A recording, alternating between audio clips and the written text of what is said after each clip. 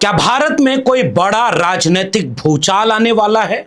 भयंकर आर्थिक सुनामी अब आ रही है। क्या भारत के लोकतांत्रिक संस्थाओं के भीतर से भाजपा के खिलाफ विपक्ष को खबरें लीक की जा रही हैं? तो अब क्या हो रहा है, सिस्टम अंदर से ऐसे हिल रहा है पूरा। और मैं आपको ये बता दूं कि मेरे पास इंफॉर्मेशन आ रही है, सिस्टम मुझे इंफॉर्मेशन दे रहा है मोदी जी के बारे में, शाह जी के बारे में, उनके बेटों के बारे में, मिनिस्टर्स के बारे में, अजीत डोवल के बारे में पूरा इंफॉर्मेशन है। धड़ाधड़ धड़ाधड़ धड़ाधड़ हमारे सिस्टम से ही आ रहा है। क्या देश आर्थिक सुनामी की तरफ बढ़ रहा है? और ये अभी शुरुआत देखी आपने, ऐसी इकोनॉमिक क्राइसिस आएगी हिंदुस्तान में जो आपने अपने लाइफ में नहीं देखी होगी। ये हो रहा है, इसको अब कोई रोक नहीं सकता। और सबसे बड़ा सवाल कि क्या अगले 1 साल में देश के प्रधानमंत्री नरेंद्र मोदी नहीं होंगे? और आप देखना, मेरे अंदाजे से, मेरा असेसमेंट है, 1 साल के अंदर मोदी जी प्राइम मिनिस्टर नहीं होंगे।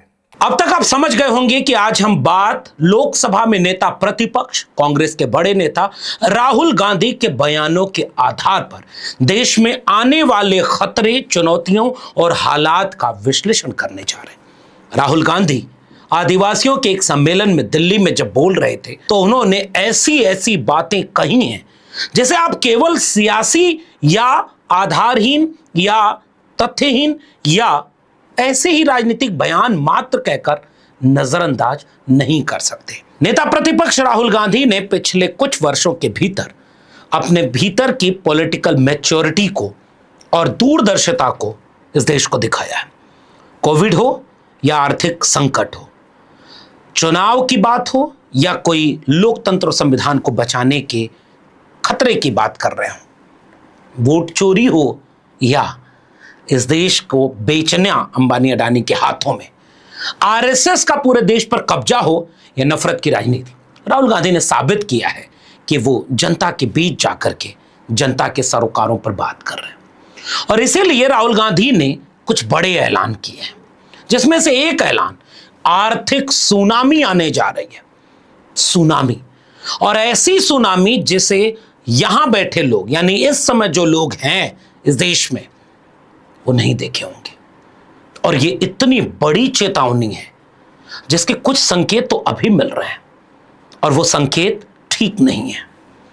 वो संकेत डॉलर की तुलना में रुपए की कीमत का धराशायी होते जाना, भारत की अर्थव्यवस्था का दुनिया की अर्थव्यवस्थाओं की श्रृंखला में पिछड़ते चले जाना। ग्राफ देखिए, तीसरे पर डंका बजाया जा रहा था। पर कैपिटा इनकम में बहुत खराब स्थिति में पहुंच जाना और लगभग 100 करोड़ लोग गरीबी रेखा के नीचे जाने को तैयार हो रहे हैं। ऐसे खतरों के संकेत का आना, और साथ ही साथ पेट्रोल डीजल का दाम बढ़ने से लेकर के सामान्य नागरिक के लिए महंगाई भयानक बढ़ते चले जाना, आय का घटना, शेयर मार्केट से पैसा का बाहर निकाला जाना। कल वाली वीडियो अगर आपने नहीं देखी होगी मेरी, तो जाकर ये वीडियो जरूर देखिएगा। इसमें मैंने बाकायदे बताया है कि कितने गहरे आर्थिक संकट आने वाले हैं। लेकिन जब ये संकट आ रहे थे, पांव पसार रहे थे, तब नरेंद्र मोदी की भाजपा लोकतंत्र और संविधान को भीतर से खोखला करके चुनाव लड़ रही थी, चुनाव जीत रही थी, और चुनाव में सब चंगासी बता रही थी। और जैसे ही चुनाव खत्म हुआ, देश के सामने खतरे को लेकर के आ गए। राहुल गांधी ने इस बात को बड़े करीने से कहा कि आर्थिक सुनामी आने वाली है। सुनिए, आर्थिक सुनामी आ रही है, भयंकर आर्थिक सुनामी अब आ रही है। उसका कारण है कि हिंदुस्तान का जो प्रोटेक्शन का सिस्टम था, जो इंटरनेशनल इकोनॉमी से एक प्रकार से शॉक अब्जॉर्बर था, उसको बीजेपी ने हटा दिया है। तो एक तरफ से भयंकर आर्थिक सुनामी आ रही है, प्राइसेस बढ़ रही हैं, और ये अभी शुरुआत देखी आपने, ऐसी इकोनॉमिक क्राइसिस आएगी हिंदुस्तान में जो आपने अपने लाइफ में नहीं देखी होगी। ये हो रहा है, इसको अब कोई रोक नहीं सकता है। राहुल गांधी ने अपनी बातचीत में बहुत ही गंभीरता से बहुत सारी चीजें कही हैं, और यही बात समाजवादी पार्टी के राष्ट्रीय अध्यक्ष अखिलेश यादव ने कई बार कहा। देश के आज की तारीख में ये 2 नेता ऐसे हैं जिनको आप विपक्ष के चेहरे के तौर पर देख सकते हैं। राहुल गांधी पैन इंडिया मेहनत कर रहे हैं, और भाजपा के सबसे बड़े गढ़ बन चुके उत्तर प्रदेश में आंख में आंख डाल करके लोहा लेने का काम अखिलेश यादव कर रहे हैं। और अखिलेश यादव भी लगातार आगाह कर रहे हैं कि भाजपा देश को बर्बादी की दिशा में धकेल रही है, और उस बर्बादी में आर्थिक बर्बादी भी है।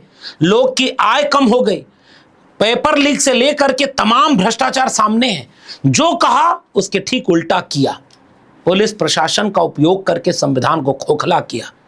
जब ये विपक्ष के नेता इस देश की जनता को आगाह करते थे तब तो आपने सुना नहीं। ये संसद में खड़े होकर बोलते थे तब आपने देखा नहीं, तब तो भाजपा के प्रोपेगेंडा में आप आ जाते थे।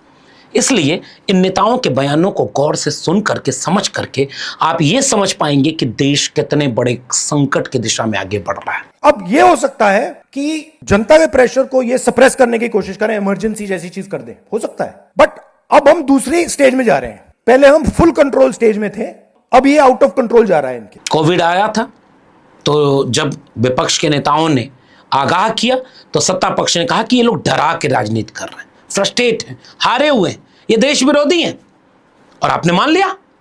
फिर बाद में आपने वही देखा कि जो विपक्ष के नेताओं ने कहा वही सामने आया। तो ये आर्थिक सुनामी, आर्थिक संकट जो आने वाला है, यह भी तो उसी दिशा में आपको ले जाएगा।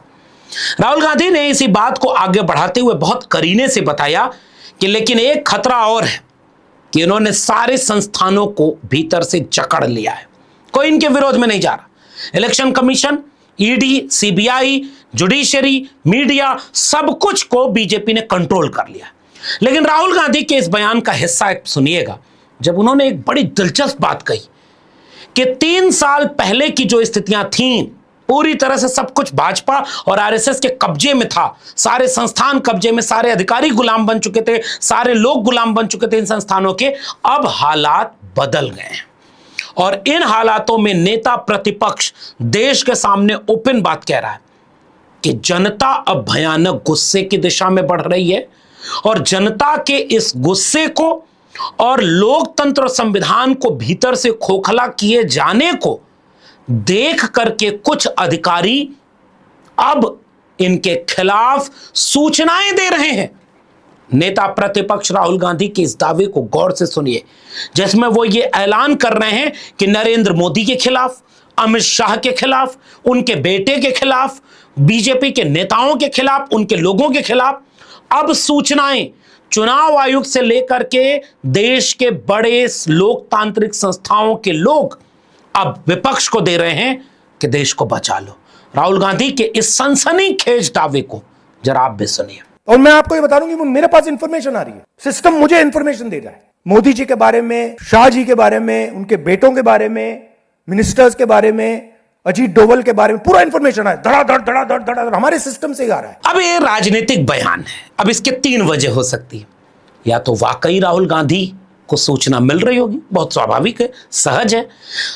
असल में जब कोई सिस्टम पर कब्जा करता है और अपने मनमाफिक उसको गुलाम की तरह ट्रीट करता है तो मेजॉरिटी हमेशा अपनी नौकरी बचाने के लिए, प्रमोशन की लालच में, पैसे की लालच में और ओहदा बड़ा मिलता जाए इसकी लालच में गुलाम बन जाता है। लेकिन किसी भी संस्थान में 100% लोग ऋणविहीन, लालची, डरपोक या गुलाम नहीं होते। ये मानव स्वभाव है। चाहे अब जुडिशरी हो, चाहे मीडिया हो, चाहे वो इलेक्शन कमीशन हो, चाहे वो ईडी सीबीआई हो, कुछ तो होंगे जिनके पास रीढ़ होगी, जिनके पास जमीर होगा, जो वाकई खुददार होंगे, जो लालची, डरपोक और बिके हुए नहीं होंगे। भले ही ऐसे लोगों की आबादी 1%, 2%, 5% भी नहीं होगी, लेकिन होंगे तो। और अमूमन जब वक्त विपरीत चलता है तो ऐसे अच्छे लोग कोट अनकोट चुप हो जाते हैं, वो कुछ करते नहीं, वो खुद बिकते नहीं, गुलाम नहीं बनते, वो उसमें शामिल नहीं होते, वो चुप होते हैं।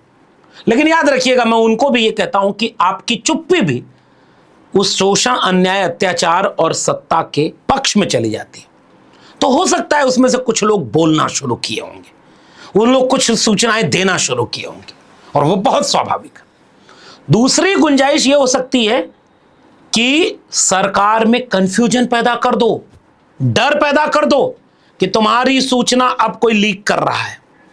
और तीसरी गुंजाइश ये हो सकती है कि राहुल गांधी कह रहे हैं डरो मत, अगर तुम में थोड़ी भी जमीर है तो सूचना दो। कुछ भी हो सकता है, देखिए राजनीति है। लेकिन मैं अभी भी कह रहा हूं कि ऐसे जमीर वाले खुददार लोग होंगे जो हो सकता है सूचनाएं दे रहे होंगे। और अगर ये सूचनाएं होंगी, क्योंकि सरकारें सरकार की तरह चलती हैं, जिस रास्ते नरेंद्र मोदी और अमित शाह ने देश को चलाया है, उन्होंने सबक सिखा दिया है कि विपक्ष से कैसे ट्रीट करें। बंगाल की ममता बनर्जी की पॉलिटिकल पार्टी को तोड़ रहे हैं। नीतीश कुमार को कहां पहुंचा दिया सब जान गए। एकनाथ शिंदे बना दिया पूरे देश के विपक्ष को। कैसे अजीत पवार, एकनाथ शिंदे, नीतीश कुमार, ममता बनर्जी की पार्टी तोड़ दी। तो यह रास्ता तो बहुत कुछ सिखाता है ना। और संस्थाओं के बीच से कुछ लोग ये बात बोल रहे हैं। अब आते हैं आखिरी बात पर, जो राहुल गांधी ने देश के सामने सनसनीखेज ढंग से कह दी। आप क्या लगता है? पहले राहुल गांधी का यह बयान सुनिए कि स्थिति अब अनकंट्रोल्ड हो गई है, अब इनके हाथ में सब कुछ नहीं है और हो सकता है कि अगले 1 साल तक परिस्थितियां ऐसी बन जाएं, सियासी भूचाल आ जाए और नरेंद्र मोदी इस देश के प्रधानमंत्री न रहे। सुनिए राहुल गांधी को। और आप देखना, मेरे अंदाजे से, मेरा असेसमेंट है, 1 साल के अंदर मोदी जी प्राइम मिनिस्टर नहीं होंगे। अब राहुल गांधी ने अपना एक बयान दे दिया। अब जो नॉन बायोलॉजिकल है, जिसकी देश में 21-22 राज्यों में सरकार है, जिसने दुनिया में डंका बजवा दिया, जिसके चरणों में टीवी मीडिया पड़ा है, अखबार पड़ा है, जिसके पास आज की तारीख में देश में सबसे ज्यादा पैसा पड़ा है, जिनकी पूरे देश में पॉलिटिकल ऑफिसेस बन गई हैं हर जिले में, जिनके पास इतने सांसद, इतने विधायक और इतना सब कुछ है, सारे सरकारी संस्थान उनके गुलाम बन चुके हैं। आरएसएस ने पूरे देश को ऑक्टोपस की तरह जकड़ लिया है। ऐसे में नरेंद्र मोदी देश के प्रधानमंत्री नहीं होंगे, ये बयान कुछ तो इशारा जरूर कर रहा है। और ऐसे में देखना दिलचस्प है कि मैं इस बात से तो सहमत हूं कि जनता में भयानक गैर बराबरी आ रही है। वो बहुत दिन तक हिंदू मुसलमान में उलझी रही, पाकिस्तान में उलझी रही, नमाज में उलझी रही, और उसके बाद धर्म के नाम पर पाखंड अंधविश्वास में उलझी रही और विपक्ष को कोसती रही। मीडिया और सोशल मीडिया और व्हाट्सएप के दिखाए झूठ को सच मानकर बीजेपी को ही कल्याणकारी मानती रही। लेकिन कब तक? ऐसा अगर होने वाला है तो जनता ही तो देखेगी। अगर आर्थिक सुनामी आ रही है तो मारा कौन जाएगा? बीजेपी, आरएसएस नहीं, जनता, आम जनता, गरीब, कमजोर, किसान, मजदूर। अगर सरकारी संस्थाओं के लोग सूचना दे रहे हैं, तब तीसरी बात सही होगी कि नरेंद्र मोदी 1 साल के भीतर प्रधानमंत्री होंगे या नहीं, इसमें संदेह पैदा हो सकता है। कुछ तो हो रहा है और कुछ तो होगा। वो किस दिशा में होगा ये देखना होगा। फिलहाल इन बातों पर आपकी क्या प्रतिक्रिया, नीचे कमेंट बॉक्स में टिप्पणी जरूर कीजिएगा। फिलहाल इस वीडियो में इतना ही। वीडियो पसंद आई हो तो लोगों तक शेयर करिएगा। चैनल से जुड़े ना हो तो चैनल को सब्सक्राइब कर लीजिए। बेल आइकॉन यानी घंटी बटन जरूर दबाइएगा ताकि आपको अगली वीडियो की सूचना मिले। ज्वाइन कीजिएगा ताकि हमें हिम्मत मिले। फिर मिलेंगे, तब तक के लिए बहुत बहुत धन्यवाद।